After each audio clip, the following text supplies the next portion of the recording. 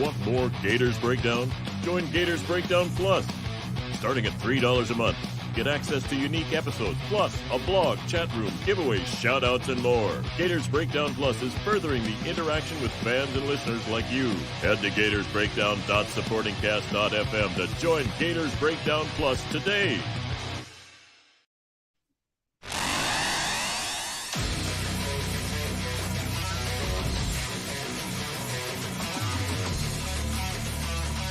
Gators Breakdown, because there's never a dull moment in Gator Nation.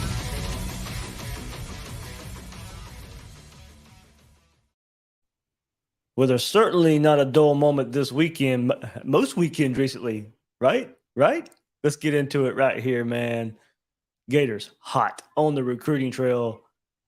This is Gators Breakdown. I am your host, David Waters. You can find me on Twitter at GatorDave_SEC, bringing you once again another episode. And these are the ones that just come along naturally. Get a commit.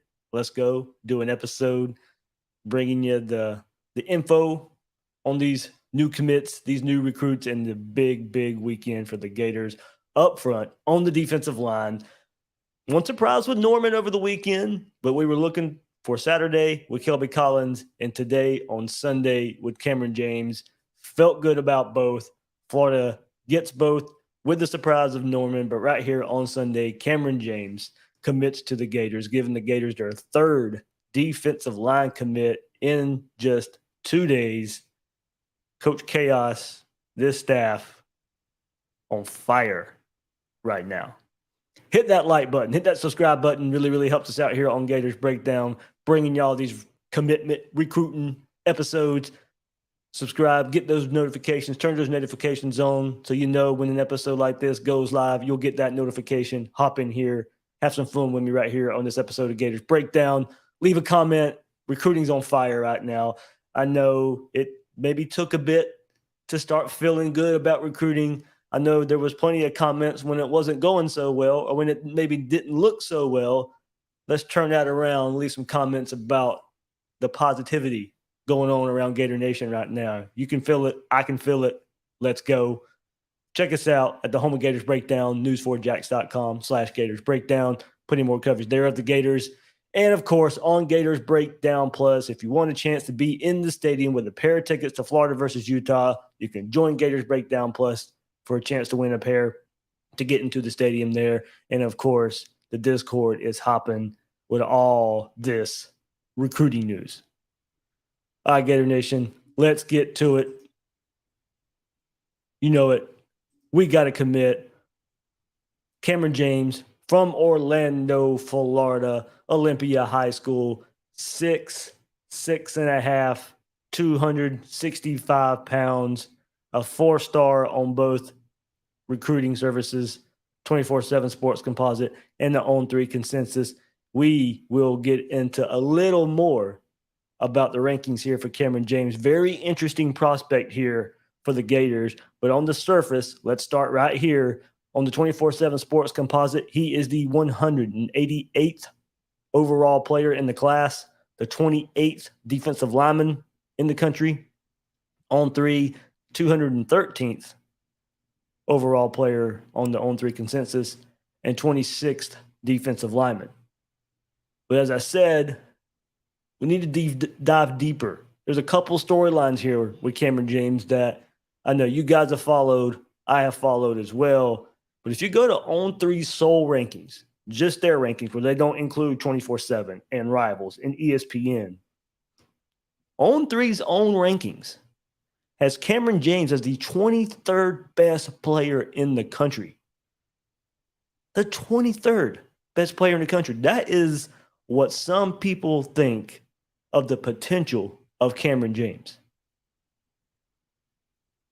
That can't be overstated. That should not be overlooked. You know, you can dive into a lot of rankings with a lot of recruits.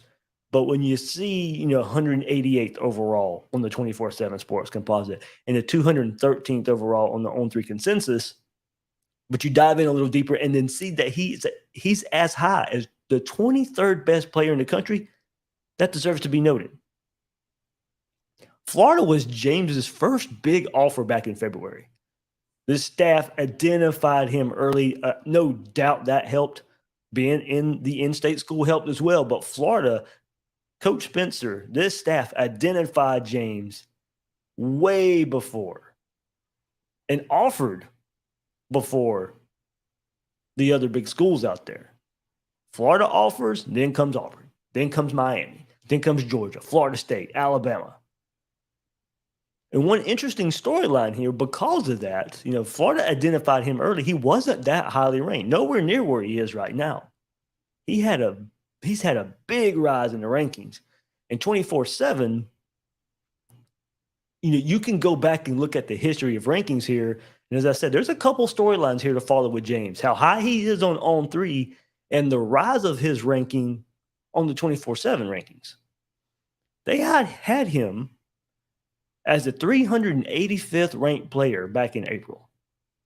And he's been on the rise since. Official visit to Florida on June 17th. Then the next week's to Georgia. And that decision come down to the two schools. Florida beats Georgia here for Kamran James. So yesterday, Florida beats out Alabama for Kelby Collins. And today, on this Sunday, Florida beats out Georgia for Kamran James. But that's the type of player you're getting here. Florida identified him. He was as high as the 385th ranked player in the country. And now you see him on the composites and the on-3 consensus up here as the 188th on the composite, the 213th on the on-3 consensus, as high as the 23rd best player on 3. So if he goes out there and has this big, gigantic season, this senior season, he could be shooting up even more. I know Rivals is not that high on Kamran James. That's where his ranking gets pulled down a bit. But looking at it here, measurables, potential, you're going to love a player comp coming up that on 3 has. But 6.5, 265 was the latest measurables that recruiting services have put out there. So looking at it right here, 24/7 Sports, Andrew Ivins back in February had this analysis. Long limb pass rusher that could eventually morph into a monster up front. Grew up playing primarily basketball before devoting more and more time to football. Has continued to juggle both sports throughout high school, but seems to understand that he has a better chance of making more money one day as a defensive lineman than he does a power forward. Very green from a technical standpoint, but can win more times than not by simply being a better athlete than the person lined up across from him. Bends relatively well for someone that's over 6'6" and does a nice job of chewing up turf as he works his way into the backfield. Struggles to anchor at this stage in his development, but will likely improve that aspect of his game as he adds more mass to a frame that believed to be hovering somewhere around 245 pounds. Must also get better at formulating a game plan in passing situations, or at least improve snap anticipation, as that will prevent him from being washed away on a regular basis. Tested exceptionally well after a junior season in which he totaled 13 sacks playing in the Sunshine State's highest classification. Should be viewed as a boom or bust type of prospect that could emerge as an NFL draft pick if everything comes together. Could be molded into a variety or different things depending on the defensive scheme. However, seems destined to be a strong side type at the college level. On 3 goes on to share their thoughts. Tall defensive lineman who was one of the more athletic and disruptive prospects at the position in the 2023 cycle. Measured at over 6'6", 265 pounds prior to his senior season. Ran an outstanding 4.98 second electronically timed 40-yard dash. Primarily lines up as a big defensive end for his high school, a twitchy mover with explosive finishing ability behind the line of scrimmage. Has outstanding play speed at his size. Strokes down ball carrier from the backside, consistently wins due to his athleticism and speed in pursuit. Shows a good burst off the ball and is borderline unblockable when he gets a good jump. Finished with 21 tackles for loss, 13 sacks as a junior. Also plays basketball where he shows the ability to throw down some powerful dunks. has room to add muscle mass once he gets in the college strength program, will continue improving his technical ability, namely his hands and overall polish, has the upside to finish as one of the top defensive linemen in the cycle. Now here you go. Here's the player comp we're all going to love. Kamran James' size, length, and explosive athleticism making plays in pursuit as a big defensive end at the high school level reminds us of former 5-star Carlos Dunlap. Gator, the national championship teams under Urban Meyer. Get a comp to Carlos Dunlap, you're doing something right. So Charles Power of On 3 went on to say James made a massive jump of nearly 130 spots in On 3. Now, this was the jump. We talk about the storyline of his ranking and how it rises. He's made a jump in On 3 from 152 to number 23 overall. He's impressed at the Under Armour camp in Miami this spring by ripping off a sub 5-second 40-yard dash, finishing the shuttle in 4.45 seconds, checked off a pair of important boxes in terms of measurables as well, recording 34-inch arms and 9.5-inch hands. On the field, he's a twitchy mover with the ability to affect the game behind the line of scrimmage. He knows how to win on Friday nights with his athleticism, agility, and speed. James also has the ability to pick up ground while in pursuit of opposing players and consistently shows a good first and second step off the line of scrimmage. So there you go. There's about a great dive in, about as good as you can get, analysis of the type of player Florida's getting in Kamran James right here. Man, I was so excited. I forgot to mention at the beginning of the episode, Myles Graham commits to the Gators, of course, as well. Just realized that. We'll get into his commitment coming up before we sign off here on this episode. But backtracking back to this class of 2023, busy weekend for the Gators. 3 commits along the defensive line. Just read you the analysis of Kamran James, what he brings to the table. And when it's all said and done for this weekend, well, I say all said and done, who knows? Who knows? And this is some crazy momentum right now for Florida. I know there's a couple targets out there we're all still looking for, namely Dijon Johnson, maybe when he come on board, if he'll come on board. So I sit here and say when it's all said and done, but maybe not. Who knows? Crazy momentum going on for Florida right now. And with that momentum, Florida vaults up into the top 10 of the 24/7 Sports Composite Rankings.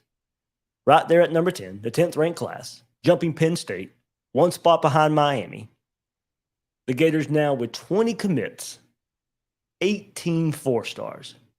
I know that 4-star's been widened a bit, but still, everybody else is going after these same players as well. And Florida's right there about 90% of the class being 4-stars right now. 18 4-stars, 2 3-stars, 17 commits from the state of Florida. And a good buddy EH had shared on Twitter, there's about a 5-6 hour driving distance from Gainesville, and that's where all the commits have come from, within a 5-6 hour driving radius. 17 from the state of Florida. So add James from today, the 188th overall player in the country on 24/7 Sports. Collins yesterday, top 70 player. Will Norman yesterday as well, 143rd. You add those guys to the defensive front class. I'm going to keep it going here, as we have the previous couple episodes as well. But you add TJ Searcy to the class, previously committed to the Gators already. 159th ranked player.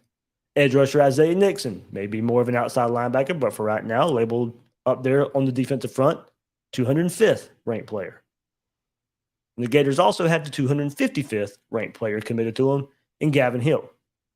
Once again, filling need with great talent. The average ranking of that group I just listed for you is 170. You beat Alabama for Collins. You beat Georgia for James. This group has it all. When you were looking for a positive direction for recruiting, this group has it. This group encompasses the whole class right now. All three of these defensive linemen that committed this weekend are in the top 7 of Florida's class right now. And add in TJ Searcy, and 4 of the top 7 are defensive line recruits. Big position of need for the Gators. And not only did they need to get good players, they needed to get a number of good players. Build some depth. Don't walk into a situation like Florida's walking into this year up front. Good start by Billy Napier. Good identification of an issue and going and getting it fixed. That's what recruiting looks like. With a plan. I mean, this class has 20 commits, and we're still 3 weeks from kickoff versus Utah. I mean, Florida's going to be able to be selective here, moving up. There's going to be no reaches going into early signing day, national signing day like in the past. Florida's building this class the right way. Shout out to Coach Spencer for this haul over the weekend. A lot of the other staff members as well. Napier, of course, too. Patrick Toney, the defensive coordinator. I mean, this it's hopping right now for the Gators, and a great feeling as a Gator fan. Whether you think we put too much emphasis on recruiting or not, this is what it's supposed to look like. And this is why, we were so frustrated. Now, and I hate harping on it, and I hate going back to some of the negative, but this is why we kept – it should not be as hard as it was to recruit at Florida. If you're doing it the right way, this is what it looks like. And if you want to go by player or recruiting rankings when it's all said and done, Florida's probably going to hover in that 7 to 10 range. You're going to be grouped in with a lot of schools in that same range as well. But, Florida finishes in that. We've been talking about this on the Gators Breakdown Plus Discord. If Florida finishes in that 280 range, that would have been good for like 6th place in past recent recruiting cycles. 280 may only get you to like 10th place this year. So look at it that way. It is elevating. A lot of other schools are elevating at the same time. And I don't think that group of you having, what is it right now? You have Penn State, Miami, Tennessee in that area, throw in Oklahoma as well, LSU. That's group in the end. Some schools are going to rise to at the same time. But when you get done on early signing day, national signing day, there may not be much of a gap at all between those group of schools I just mentioned, and maybe a couple more as well. Is that an effect of name, image, and likeness playing more of an effect and spreading talent out a little bit, taking it from the top? I mean, your top schools are still there, but we see it now. Florida's getting more blue chips, more of those top guys, and in the end, we'll have to see where those, Texas A&M's class last year was rated so high. Not sure the top gets there this year. We'll have to see where it goes. Are we starting to see more talent sprinkled in throughout the top 10, top 12 range instead of just at the very, very top? Some storylines there to kind of keep looking for as we look at recruiting. All right, before we go, not a whole lot of info here, but hey, we got to fast forward to 2024 a little bit. Well, let's do it right here. One more time. Gator Nation, we got to commit, and let's move forward to 2024 legacy. Myles Graham commits to the Florida Gators. Yes, he is the son of former Gator running back Ernest Graham back in the early 2000s. And look at the ranking and all the info to come along here with Myles Graham. He is a 4-star on both the 24/7 Sports Composite and the On3 Consensus.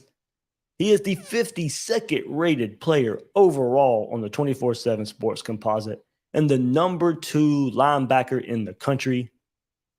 On On3 Consensus, he is the 45th overall player and the 4th ranked linebacker in the country there.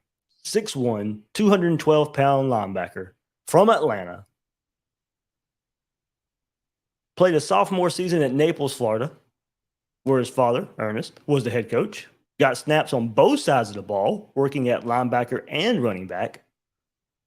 Totaled 130 tackles, 8 pass breakups, 2 forced fumbles, and an interception on defense. On offense, he averaged 8.8 yards per carry, totaling 595 rushing yards and 5 scores. Eclipsed the 100-yard mark twice, helped the Sentinels make the first round of the Sunshine State's 2A playoffs, earned the News Press first-team All-Area honors, transferred to Atlanta Woodward Academy this upcoming junior season. Thanks for that summary there from 24/7 Sports, but lets you know the type of athlete Florida's getting right here with Myles Graham. Can't be overstated. I mean, right now, he'd be the highest overall recruit Billy Napier has recruited so far at Florida. And then going to his third class, that 2024 class. But currently, right now, looking at Billy Napier's transition class, the current class, the bump class we're in right now, and next year's 2024 class, Graham is the highest rated. Would he be? Let me make sure about that. While I got that going, I believe he would be. I got to see.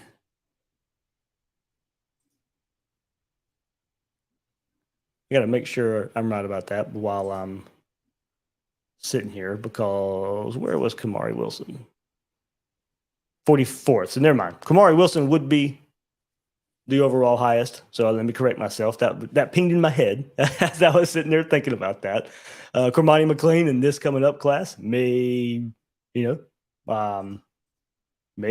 shatter that when it's all said and done. But Myles Graham would definitely be up there. But I didn't want to shun Kamari Wilson like that, because that popped in my head. I was like, no, he may have been higher, but it would have been, pretty much in that same area right there, in that 40-50 range was Kamari Wilson. So Myles Graham, for now, the second highest. And look, I don't spend too much time, don't look too forward in recruiting, especially with a class that's not the next one, not the one we're really focusing on. But with him being a legacy, him being on campus as much as he has been in the last few months, if one commits, I'll definitely cover it, and we'll talk about it. But this one's probably a little different because of the situation of being Ernest Graham's son, just now getting up to Atlanta, has been in the state of Florida. The connection there, of course, too many connections to ignore this one. And also just going along with all the recruiting momentum Florida has right now. I mean, getting elite 24 kids in early, I know we can roll our eyes and say it's too far away, but at the same time, as I've said many times, elites want to play with elites. And if you start building the class early, because in the grand scheme of things, are there a lot of commits? Yes. And in the grand scheme of things, percentage-wise, once you get a kid committed, more times than not, they stay committed, no matter when they commit.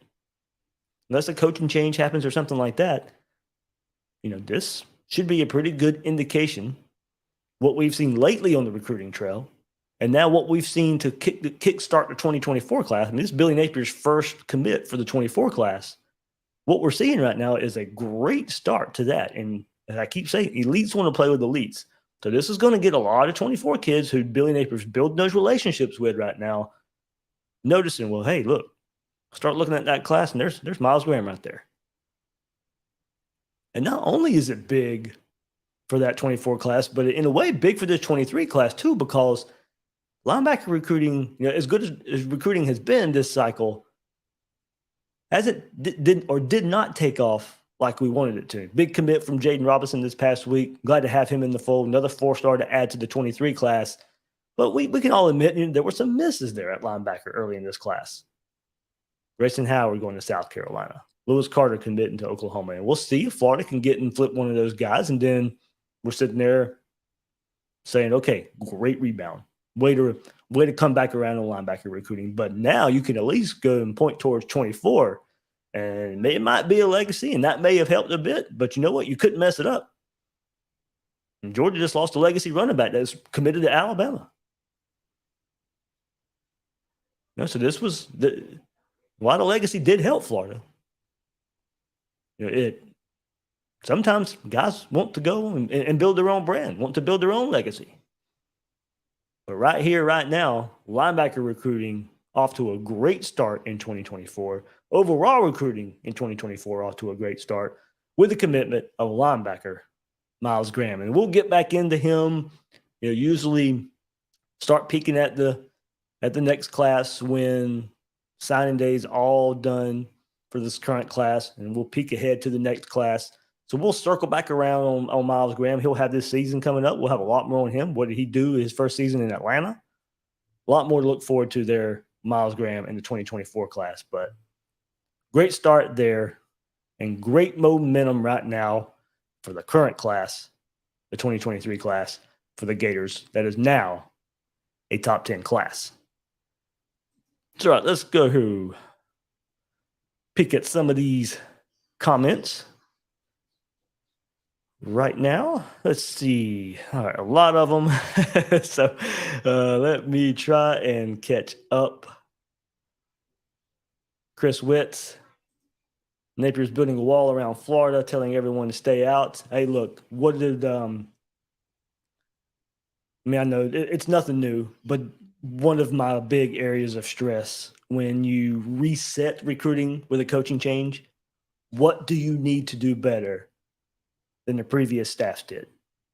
And that was lock down the state of Florida better, get better top end talent from the state of Florida to stay home. You got the numbers there. The higher profile is starting to circle back around and come back into Florida's class. Keep it going, of course. We know all the target, Kamran McLean, the biggest target out there right now for the Gators. Hopefully he gets caught up in all this recruiting momentum and all the good mojo that's surrounding Florida right now, where he just wants to come in the fold. Dijon Johnson, of course, all the storylines there. No need to rehash that, but maybe soon him in the class. Two great cornerbacks, defensive backs there from the state of Florida that hopefully you can add to this class coming up. Aiden Mazzell, receiver. That one's in the fold already. Andy Jean, a lot of people expect that ranking to come up for him. But absolutely. I mean, building a wall around Florida was probably priority number one. Because if you take care of that, the top end of your class is going to take care of itself at the same time. We all know that. I'm not breaking news. I'm not telling you something you don't already know, but it should be stressed. Those things are paired together. You take care of the state of Florida, you'll be okay at the top of your class at the same time.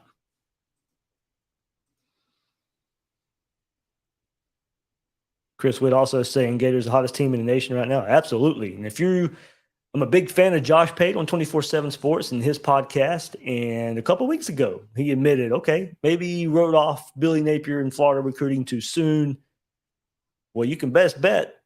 I think he even tweeted about it on Saturday. He's got a national show. And you best bet Florida's going to be, I think he has a Sunday night show. When he comes on tonight, on Sunday night, you can best bet this weekend in recruiting for Florida is going to be one of his topics he hits on. I mean, absolutely. Gators are the hottest team in the country right now on the recruiting trail. Matthew Walker brings up a good point, something I have brought up as well. Florida State right now is getting embarrassed by a first-year SEC head coach. And not only that, getting embarrassed by Miami at the same time. And for Miami right now, it has been more a national approach. Mario Cristobal using his relationships that he built at Oregon, bringing some of those guys to help build Miami's class. But right now, it is Florida. It is Miami in the state. As you look at recruiting rankings in the top 10 right now, Miami number 9, Florida number 10, and I don't even know where FSU is. Are they still in like the 20s or somewhere right now? Let's go. Let me look at it. But that is another storyline. I mean, they have not been able to take advantage of a coaching change. They have not been able to really just sell a lot of hope there. I mean, Florida can sell hope. I mean, that's part of a bunk class is you haven't hit the field yet, so you can sell a little bit of hope. You can sell a turnaround, but you've got to be a good recruiter at the same time. And FSU has not been able to sell that. And if you look at it right now, they are 26th with 13 commitments. 6 4-stars, 7 3-stars. And I know their outlook is, they're not fighting for a lot of the same players Florida and Miami are right now in the state and on the national level. They're just not. Kamani McLean is thought to be Florida, Bama, Miami, probably outside looking in there for, one of the top targets in the state right now. Florida State falling even further behind. And I know they beat Miami last year on the field, and we'll see where it goes. Of course, this is only half of the battle, a big part of the battle. But eventually, this pays dividends, and they cannot sit here. Now, they'll probably finish higher than where they're at, but they're not pushing for a top 10 like Florida Miami are. So this is the team we play every year in the ACC, and if they go to fall this far behind Florida, well, good news for the Gators. Everybody hit that like button if you like what you're hearing right now here on this episode of Gators Breakdown, breaking you every commit episode.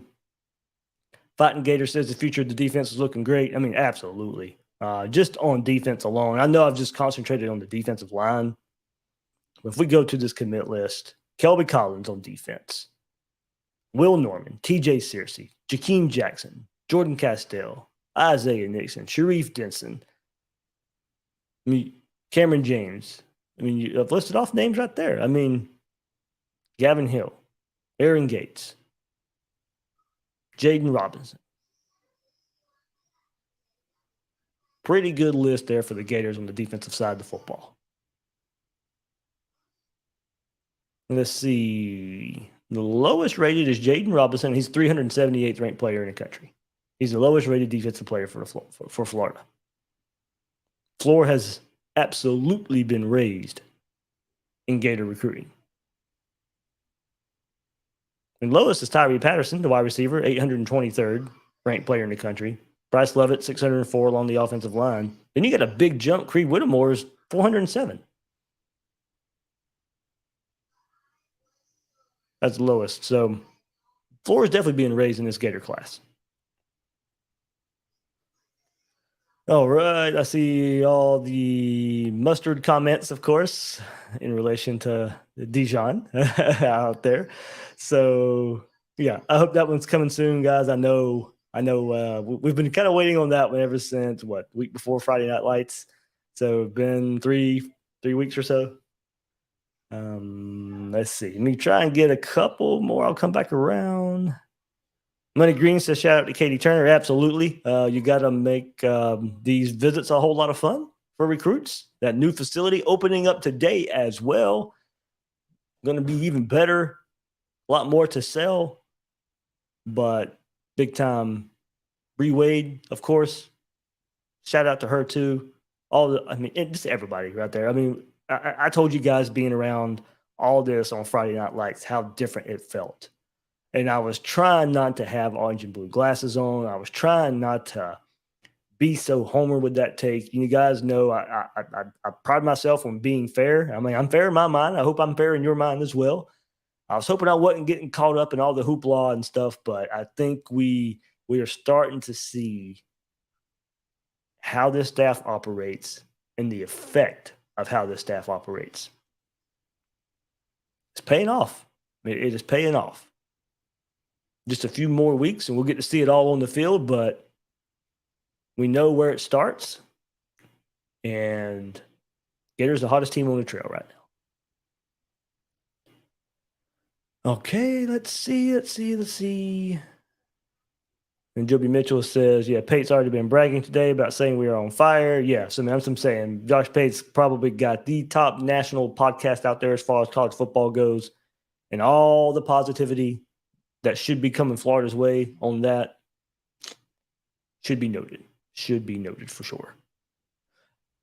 All right, that'll do it for this episode of Gators Breakdown, everybody. Let me try and enjoy the rest of my weekend. If something else happens, it will probably be a late night episode. I will say I don't think anything's going to, so I will put it. I'll leave it there.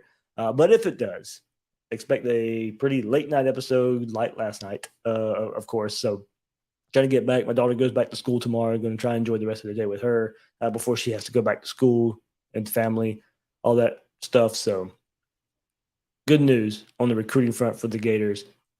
In the 23 class along the defensive front this weekend, and a big, big time kickstart for the 2024 class in Myles Graham. I'm your host of Gators Breakdown, David Waters. You can find me on Twitter at GatorDave_SEC. Guys and girls out there, thank you for listening to this episode of Gators Breakdown.